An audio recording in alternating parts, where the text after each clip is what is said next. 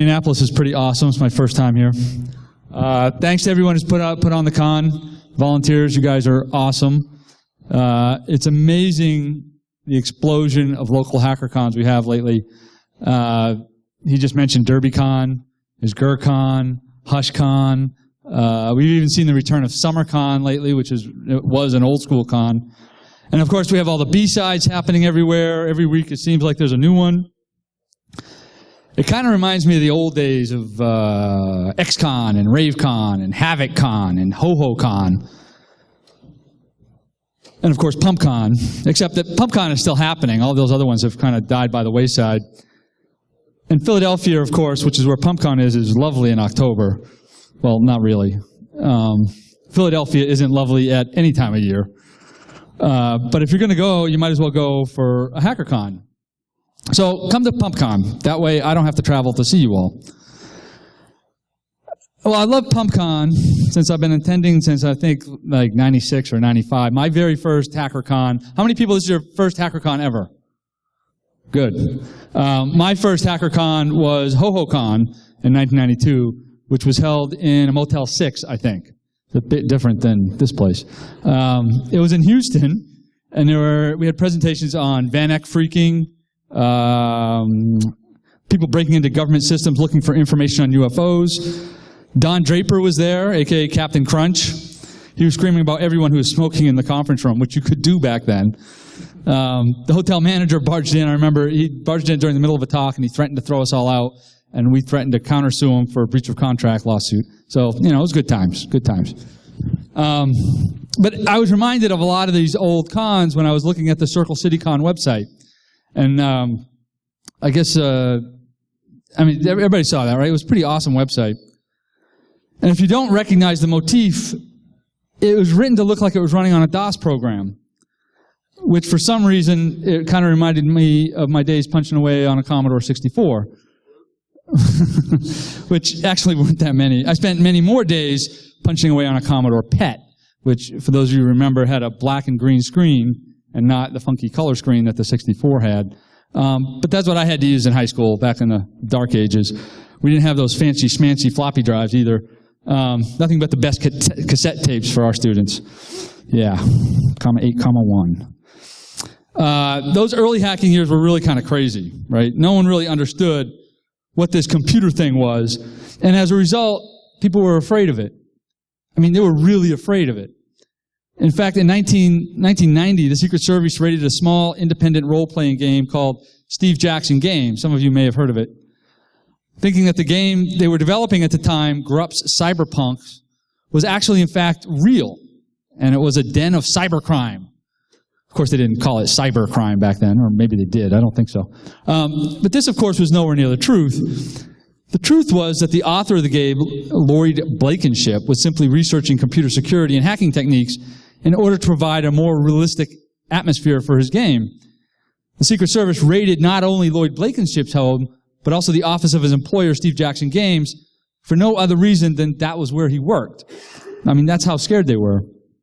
I mean, it's easy to look back on those shenanigans now. Ha ha ha, Secret Service. What a bunch of incompetent jerks, right? Raiding the offices of a role-playing game, thinking it was a den of evil hackers. And it would be funny if it was an isolated incident, if the government put its fear aside and actually learned from its mistakes. Unfortunately, that's not really the case. Frack Magazine, for those of you that don't know, was one of the main ways hackers communicated in the 80s and 90s, by publishing information that was then widely disseminated to bulletin board systems around the world. Well, one of the editors of Frack, Night Lightning, aka Craig Niedorf, he got himself arrested after Frack published a document on the enhanced 911 system. Bell South claimed that the published document was full of trade secrets and was valued at over $80,000. This meant that Night Lightning was facing a possible 30 years in jail for simply publishing a document. A document that was later found to be being offered for sale by Bell South for $13. Yeah, $80,000 valuation. Well, it seems that they had to reach a certain dollar value to get the FBI involved. And so to pump up the valuation of this document, they included the cost of the VAX computer system that the document was written on and the salary of the secretary who wrote it up. They didn't really understand. They were afraid and they overreacted. The authorities were so afraid of Kevin Poulsen, the journalist at Wired, who in a previous lifetime was pretty notorious. He had been in and out of DoD systems with the handle Dark Dante. The authorities were so afraid of Kevin that when he was finally released from prison after being held for 5 years without bail, his sentence included a ban on all internet access for 3 years because they were afraid of what they thought he could do. Can you imagine today, no internet at all for 3 years? And then, of course, during Kevin Mitnick's trial, the prosecutor claimed that Kevin could whistle modem tones into a phone and start World War III. This got Kevin sent to solitary confinement for an unconscionably long time. The prosecutors may have known it wasn't true. They probably got the idea after watching David Lightman make free phone calls in the movie War Games. Either way, the prosecutor was scared of what he didn't know, and Kevin paid the price for it. In 1995, Edward Cummings, known to most people as Bernie S., was arrested for possession of a Radio Shack tone dialer. I almost said Rat Shack. Everybody remembers that, right? If you don't remember, a tone dialer was a small box that made DTMF tones, dual tone, multi-frequency, that you could dial a telephone with. And it was sold at Radio Shack, who are now out of business. The thing was that the one that Bernie S. had didn't even work. But the official charges stated that it could be used for criminal activity. They were afraid, and so Bernie wound up in jail. More recently, there was Weave, a.k.a. Andrew Auernheimer, a.k.a. Rabbi, a.k.a. a vile and despicable human being, who would probably get a great kick out of knowing that I said all that. But for all intents and purposes, Andrew basically just manipulated a URL in a web browser. Something I would hazard to guess that everyone in this room has done at least once. I know I do it at least once a day. Despite Weave living in Arkansas at the time, or is it Arkansas? I don't know how to pronounce that. And the AT&T server whose URL he changed was in California, I think. He was charged in New Jersey because, well, the data traveled through New Jersey to get to California. Weave was charged and convicted and sentenced to 3.5 years in jail. 3.5 years for simply changing a URL. Tell me that wasn't motivated by fear. Thankfully, his awesome lawyer, Oren Kerr, got his conviction vacated on the basis that the venue in New Jersey wasn't proper. But, I mean, you say Weave is a troll. And if he didn't deserve the sentence for manipulating a URL, he surely did far worse things to people to be worthy of being in jail. How about Hector Monsignor, who you probably know of as Sabu? Yeah, he was a snitch, and he turned against all his LSEC buddies. But why? Why did he drop a dime on him? Because law enforcement threatened to take his daughter away and send him to jail for 30 years. And not that I'm forgiving his actions, but that's a lot of pressure to put on a father. And what about Aaron Swartz, who basically manipulated a URL to download public documents? He was facing $1 million fine and 30 years in jail before he decided he couldn't take the pretrial pressure anymore and committed suicide. Most drug dealers get 3 to 5 years in jail after they've been convicted. Unless, of course, you deal your drugs on that scary place known as the internet. Oh, excuse me, the dark web. Because, if they called it Rainbows and Unicorns Web, it wouldn't be scary. You wouldn't be afraid of it. And you wouldn't get life in prison for selling stuff that is actually legal in some states. But the internet is in a state. Of course, these few examples are only the high-profile cases which have made decent-sized splashes in the news. There are dozens of other cases where someone became afraid of a hacker and reacted inappropriately. For example, the 8-year-old in Florida last month, he changed the desktop background on his teacher's computer and was charged with a felony. Or the security researcher who you just heard from, who made an innocuous tweet on an airplane and freaked everyone the hell out. So much so that the FBI had to warn the TSA to be on the lookout for people who look like hackers because, we all have purple hair and nose rings and stickers on our laptops. And now the government is crying out for us hackers to come work for them. Help protect our country from the axis of evil that is now inhabiting cyberspace and launching millions of attacks against our infrastructure every second. Please protect us from the cyber influx that is China or Russia or Iran or whoever we don't like today. You see, the governments are not only afraid of us, they are experts at peddling fear and making other people afraid as well. But I know what you're thinking. You're thinking that most of this happened long, long ago. We are hackers of the modern age. We are security researchers. You think the government no longer fears us. They covet us. They want us to work for them. They constantly claim how they don't have enough people to fill cybersecurity positions at I gotta watch where those periods are. They constantly claim how they don't have enough people to fill cybersecurity positions. GCHQ, which is basically England's NSA, just last month said they wanted to hire people with a, quote, keen interest in code breaking and ethical hacking, unquote. I'm not even going to get into that whole ethical mess. The U.S. Army has said that they may consider relaxing physical requirements for soldiers who work in, quote, cyber, unquote. The FBI has said the same about possibly removing the drug test requirements for its cyber hires. But don't let this fool you. They really don't want you to work with them. They don't want real hackers anyway. They don't want people who are curious, self-taught, who actually hang out with other hackers at HackerCons. They fear real hackers because they fear what they can't control. What they want are graduates of NSA-approved programs like the National Center for Academic Excellence in Information Assurance and Cyber Defense. They want graduates of NSA-approved programs like the National Centers of Academic Excellence in Information Assurance and Cyber Defense. NCAEIACD. They ran out of three-letter acronyms, I guess. They want people who dutifully pay their CISSP dues. People who don't associate with known hackers, which if you're a CISSP person, you probably shouldn't be here. But don't let anybody take your picture. People who have conformed to their way of thinking. People they are not afraid of. The current situation reminds me of a book I once read. Actually, hang on. It is dry up here. Is the air dry in Indy? I know it was raining today. Is that a hint as to the booze? Yeah, that burger. I mean, it was all right. Not for $15, all right, but it was all right. All right. So this whole thing reminds me of a book I once read. You may have seen the prequel that was made into a movie called Ender's Game. Well, in one of the follow-up books, Shadow of the Hegemon by Orson Scott Card, which, if you decide to read it, I encourage you to do so in a way that contributes 0 pennies to Mr. Card's bigoted pockets. Yeah, go Google him and you'll see what I'm talking about. Or don't, I don't care. He's a bigot. Anyway, in Shadow of the Hegemon, the book is actually pretty good, despite the man who wrote it. Ender has defeated the Formics and has prevented the future invasion of Earth. Wait. Huh? You're interrupting me. No heckling. Especially from you. Oh yeah, all right. We're not going there. Anyway, in the Shadow of the Hegemon in the book, Ender has defeated the Formics and prevented a future invasion of Earth.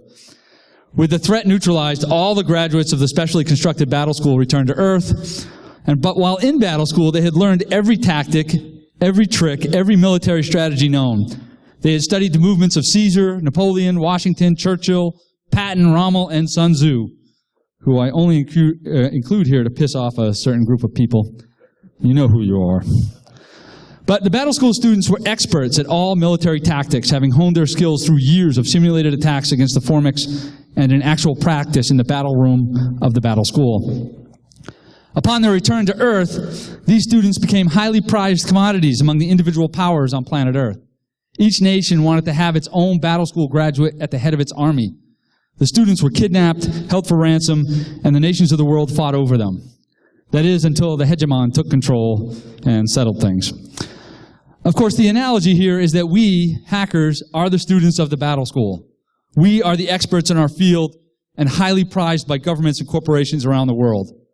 But Ender's Game, that's fiction.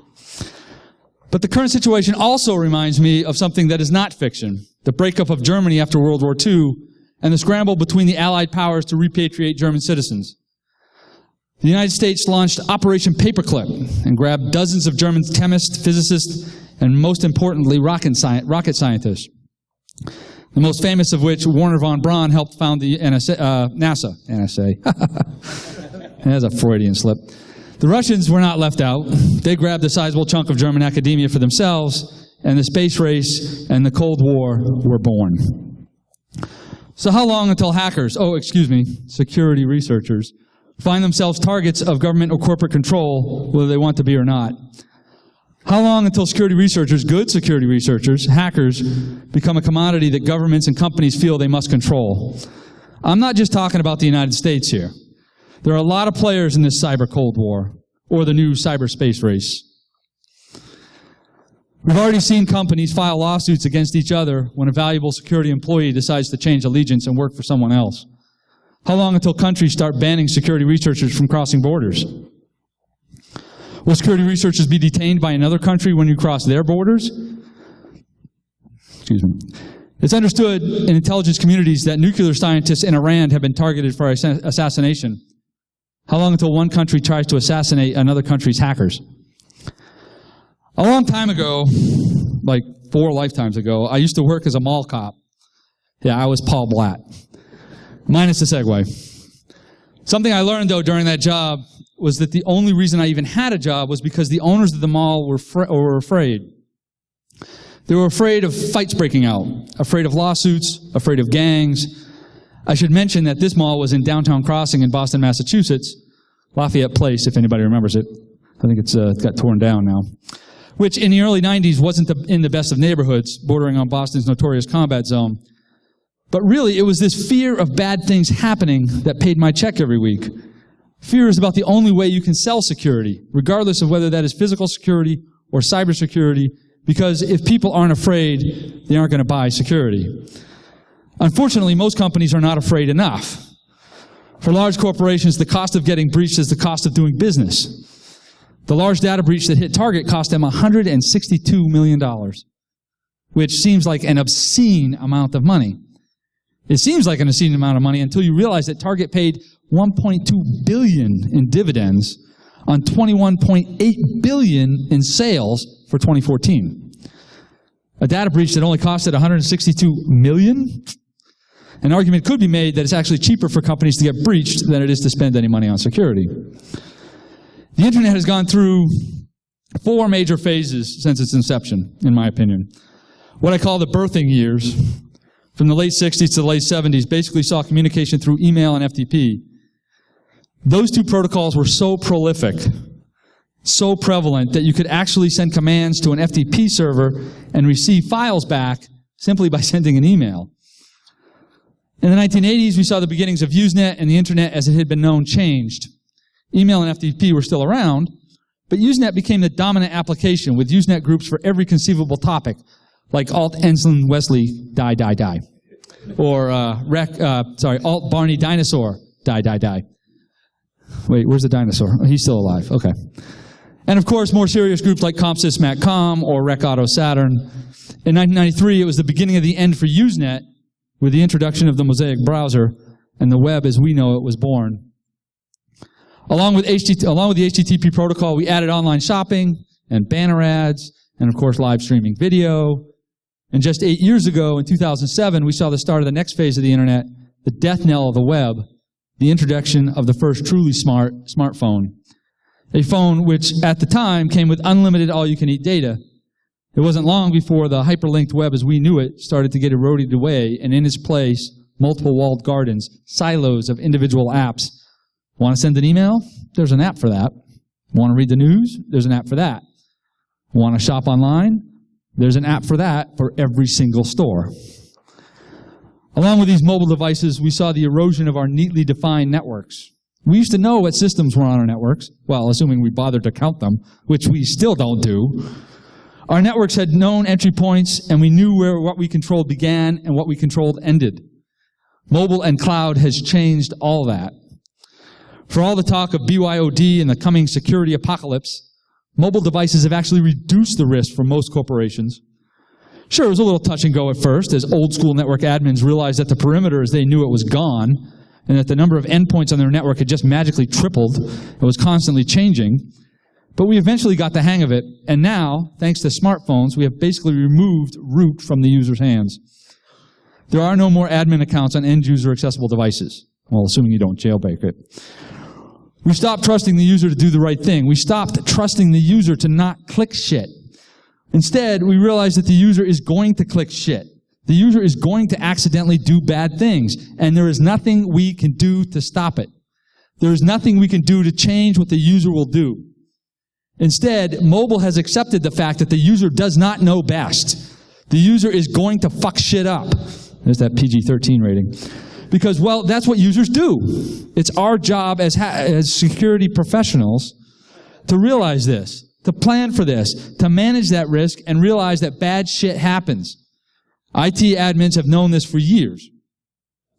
IT people know that users are going to pour beer into their laptops, or get them stolen, or let their kids play with them and end up deleting their hard drives. True stories all. IT has accepted these risks.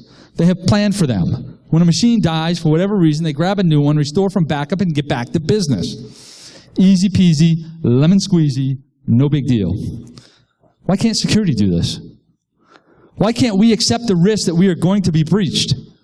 That personally identifiable information is going to get leaked? That our credit card database is going to get exposed no matter how PCI compliant we are? When bad shit happens, why can't we as security professionals stand up and say, yes, I knew this would happen. I planned for this. Here's what we need to do. Yes, we still need to apply our patches. We still need to read our logs and check our firewall rules and scan for bad email attachments and run antivirus on our machine. The same basic fundamental shit that we've been preaching for the last 20 or so years. We need to do all that and more. But why can't we also plan for when bad shit happens? And so by not trusting the user and not giving them the ability to do bad things, we have. Yeah, it took us a while to get there. It took us a while to figure out how to secure 3 times the devices on the same budget. But that's our job. That's what we get paid to do. We keep banging our heads against the wall trying to fix the same problems over and over again. For decades now.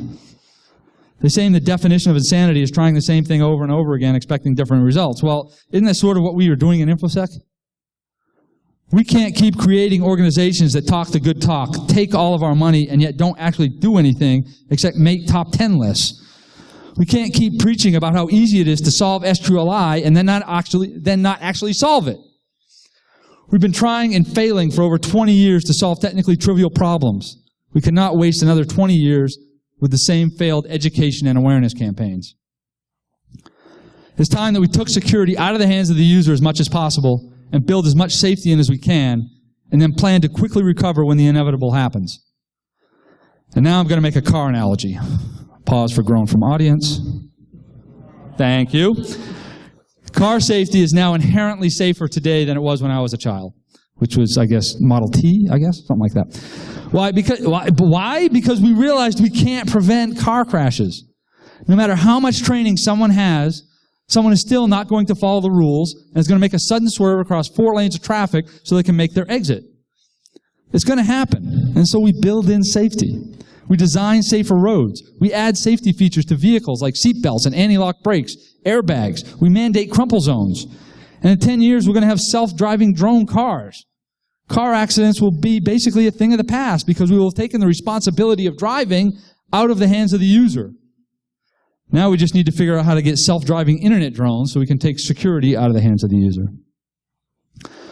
We keep talking about this cost of security and how companies need to spend money to make sure they're more secure. There's been a lot of talk about how the IRS hasn't been spending enough on security.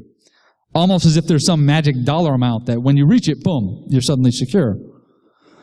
The key, obviously, isn't how much a company spends on security. The key is spending it in the right place. The key is making sure that the people actually doing the work of securing the company are doing the fundamental basic shit that we have known about for years. Are they enforcing password strength rules? Do they even have password strength rules? Are passwords being stored encrypted and properly salted? Have all the default accounts been removed or at least passwords changed? Have all patches been applied? Not just to the operating system, but also the applications, the BIOSes. And let's not forget to patch the switches. We always forget to patch the damn switches.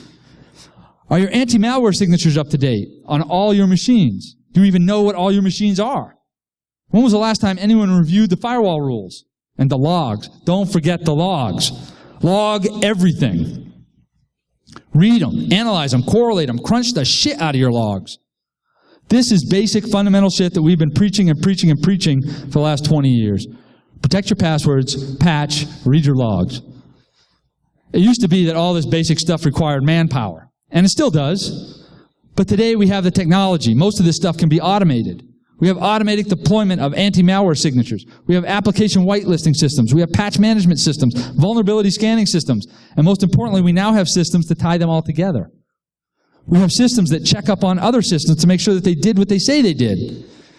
Did all those patches get rolled out successfully? Well, now you can have multiple systems checking up on each other to make sure that the system you spent all those dollars on is actually doing what it told you it did. And speaking of logs, you're spending a fortune on that external threat intelligence crap, which, seriously, it isn't very intelligent in most cases. I mean, most of the time it's just a list of malware signatures and bad IP addresses. You're spending a fortune on the external threat intelligence, and yet you have a virtual gold mine of it sitting right there on your own network for free. And you don't use it. Crunch the shit out of your logs. Will doing all this basic stuff keep you secure? Will you suddenly become breach-proof? No. You're still going to get breached. But now you'll find out about it before Brian Krebs. You'll at least be able to contain the problem before you lose millions of credit card numbers or all your company's intellectual property or a list of your employees who have security clearances. At least now you'll be able to develop a plan on how to contain the breach and how to reconstitute your networks afterwards. 2 weeks ago, Steve Werby at RVASec, at least I think it was Steve Werby. I wasn't at RVASec. I read this on a tweet, so maybe it was somebody else. Anyway, someone there said that in 18 months, half of what you know about security will be obsolete. And I agree. But the other half of what you know about security, that will never change. That's the fundamental basics that we have known about since pretty much when we started this thing. And for some reason, we just fail at doing them. Securing your own organization is important work. But our world is now so much bigger than just our own little networks. Hackers, security researchers used to live in our own little IRC channels, talking amongst ourselves. That world is changing quickly. The echo chamber, as we have become fond of calling it, has grown. There are outsiders among us, and they are listening and carrying our message beyond our little world. And while they may get the terminology wrong and say stuff like cyber at the wrong time, causing those of us who never graduated high school to still giggle in the back row as if the teacher said a naughty word, they mean well. But the problem with all things cyber, as in cyber war, is that no one involved knows the rules. And even more dangerous, no one knows for sure who anyone else is. Attribution is hard. So hard as you might as well roll the attribution dice or ask the attribution 8-ball. We still don't really know who did the Sony attack. Sure, the U.S. government says they know it was the North Koreans. But did they do the deed themselves, or did the North Koreans hire the Russians or someone else? Or maybe it was someone else entirely. A false flag operation or just random online miscreants. I mean, people have been in and out of the Sony networks for almost a decade. Just how is the U.S. government so damn sure it was the North Koreans? I was recently quoted as saying that the last time that Hollywood got both the movie and the technology correct was 1992 Steakers. And really, that movie has become a lot more prophetic than I think they thought it would be when they made it. In the movie, you have multiple world powers fighting over the technology to keep or reveal secrets. And the hackers are caught in the middle. One awesome line from that movie: the world isn't run by weapons anymore, or energy, or money. It's run by little ones and zeros, little bits of data. It's all just electrons. Here we are 23 years later, and that quote is a lot more true now than it was then. Whoever attacked Sony, there was definitely a reaction from the highest levels of government. The President of the United States, one of the most powerful, if not the most powerful person in the world, bent down into our little world of online drama and issued some executive orders in an effort to try and calm government fear and get control of this cyber thing. Well, those executive orders themselves may not have had that big of an effect directly. Their indirect impact has been huge. Cyber is now the hot topic in Washington. And this little breach over at the Office of Personnel Management has done nothing but fan the flames. Lawmakers are introducing new cyber bills on an almost daily basis. Some would say that they are taking a shotgun approach and hoping that one of their efforts sticks. Most of these bills are harebrained, half-baked ideas that would do way more harm than good. Thankfully, most won't ever make it out of committee. But it's not really the lawmakers' fault. They just don't know any better. They listen to their lobbyists, the supposed experts who tell them that they think is best. Your elected official then goes and writes a bill. That bill might actually solve a problem if it gets passed, or not. It may be a good bill that will make a great law, or not. But it has cyber in the title. And cyber is hot right now, and maybe it will get them appearance on Meet the Press.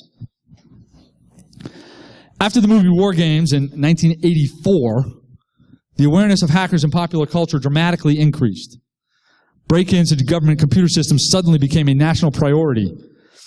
Out of nothing more than fear, the Computer Fraud and Abuse Act, with its overreaching and vague clauses, was passed. The law is overreaching and vague because they really didn't know what they were trying to protect, other than a protected computer. They were just afraid and wanted to protect everything, regardless of the harm that was caused as well.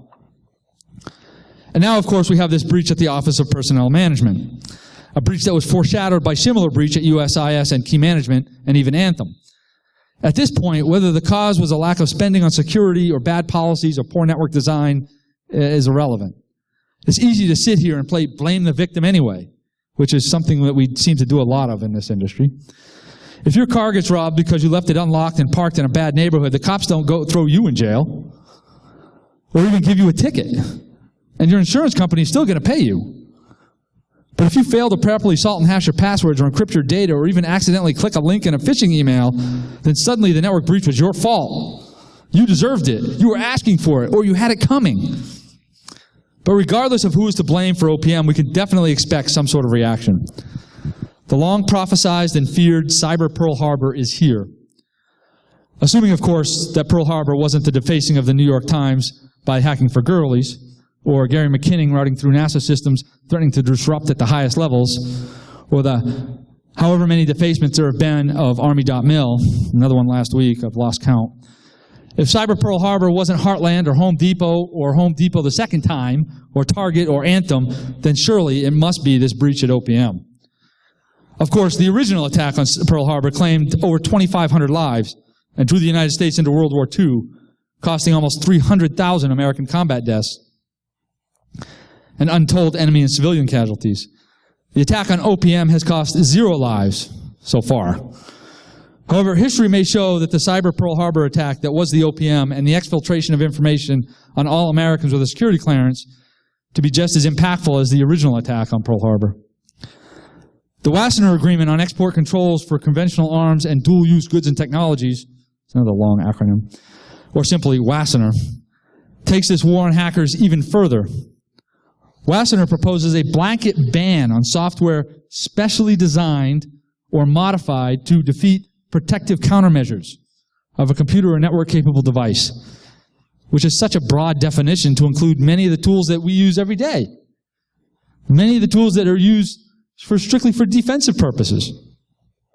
If you use an auditing tool to check the strength of your passwords, it may become illegal under the Wassenaar Agreement.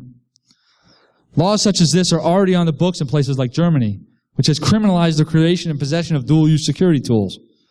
My point is that we, as hackers, regardless of the color of your hat, or if you operate on offense or defense, or simply call yourself a security researcher, we can no longer operate as if the rest of the physical world did not exist. We are part of that world, and that world is part of ours. Sure, you have organizations like the EFF and the Centers for Democracy and Technology and Access Now and Public Knowledge and many others, and they all do good work to a point. But all of these organizations come with baggage, their own agendas, their own lobbying groups, and they may not always speak for you. And when they do speak, it is but one voice among many. Sure, that voice may be a little louder than others, maybe, maybe not, but it's still just one voice. The internet, for all intents and purposes, is ours. Those of us in this room. No, we don't actually own it, but it's where we live and work and play. It's where we talk and laugh and love. And while the same can be said for many people, not just hackers, we are the ones who know how it all works. We are the ones who know just how fragile it all is. And we are the ones who fix it when it breaks and break it when it needs fixing. We should also be the ones deciding how it is governed. We live in an era where one voice can be amplified infinitely and heard around the world in minutes. Take advantage of that capability. If we are ever going to speak up, now is the time to do it. The internet is changing. Our world is changing, and we need to change with it. Edward Snowden said recently in an op-ed for the New York Times that we are witnessing the emergence of a post-terror generation. While that may be true, we are also witnessing the emergence of an always connected generation. We call it the Internet of Things. But in 5 years, it'll just go back to being the internet again, because all the things will be connected. Sure, we will have light bulbs with IP addresses and refrigerators that will tell you when you're out of milk, and ovens that you can turn on before you leave work to have dinner ready when you get home. But we'll also have dash cams. They aren't just for cop cars anymore. Dash cams are already huge overseas, especially in China and Russia. Remember that meteor that crashed in Russia a few years back? Remember all those YouTube videos? They were all from dash cams. Within the next few years, dash cams will become standard operating equipment on new cars. Here in the U.S., they are already popular in taxi cabs. Soon they'll be mandated on all big trucks. Employers will install them on all company cars. You'll be able to review the video from your iPad when your car is parked in the garage and connected to your home Wi-Fi. You'll be able to cut and paste clips of accidents or police brutality or anything else you see on the road directly to YouTube. Luxury cars will have live streaming to the internet. You'll be able to keep tabs on your kids as they drive home from school, or watch your spouse as they commute home from work. You'll be able to watch the dash cam mounted in the FedEx truck as it carries the packages to your house. I know what you're thinking. You're thinking, I'm never going to want to watch video of a FedEx truck driving down the road. But in the words of that 1980s AT&T commercial, you will. And speaking of that FedEx truck, the man or woman who drives it will soon be out of a job, as will the Uber driver who brought you down here from the airport, or the pizza delivery guy who will most definitely be delivering pizza to the hotel lobby at 1 o'clock this morning. All of them will be out of a job within at least the next 10 years, possibly 5, as all of those drivers will be replaced with always-on, always-connected self-driving drones. Let's talk about life for a while, your life. Wristbands that tell you how many steps you've walked or smartwatches that tell you how fast your heartbeat is are only the beginning. Imagine a Bluetooth-enabled smart pill that connects to your watch that then connects to your smartphone and takes pictures of your intestines that you can then share on Facebook. I know what you're thinking, gross. I would never. But, in the words of that 1980s AT&T commercial, you will. All of these new things are coming, and we will still grappling with how we properly tell people things are broken. In the beginning, there was full disclosure, and we liked it. But now, if you try to disclose anything, you may be hit with a DMCA violation, or a CFAA violation, or simply a lawsuit, or maybe just threatened with 30 years in jail. The process has become so complicated that there is now an entire industry surrounding something as simple as telling the truth. Do we really want to go back to the free-for-all days of full disclosure? Maybe we need to. If we don't figure out the answer to disclosure and its cousin, the sale of vulnerabilities, the Wassenaar Agreement and other laws like it may make up our mind for us. Over the past several years, the information security industry has exploded from a small group of loose-knit hackers who all knew each other to an industry of millions of wannabe professionals vying for a speaker slot at the world-renowned Black Hat briefings or DEF CON. Our little universe has suddenly become saturated by newcomers with their newly minted CISSPs that want to make a name for themselves and stake a claim to the high salaries that come with that notoriety. The information security industry is currently valued at over $100 billion. If you remember from earlier in the talk, that's the size of 5 targets. Those of us who are truly hackers, who live and breathe and love in little high and low pulses of electrons, those of us who understand when things break and break things to understand them, we need to speak up. It is our voices that should be heard by lawmakers before they write their next piece of cyber legislation. Fear of the hacker must be defeated. The only way to defeat that fear is with truth. A voice of reason should come from all corners, from everyone in this room. Do not leave your voice in the hands of others. Do not allow your voice to be co-opted by someone else's agenda. Blog, tweet, YouTube, whatever it takes for your voice to be heard. However faint that voice may be, add your voice to the multitude, and a chorus shall arise from the intertubes, and fear shall shrink away. Thank you. Enjoy the con.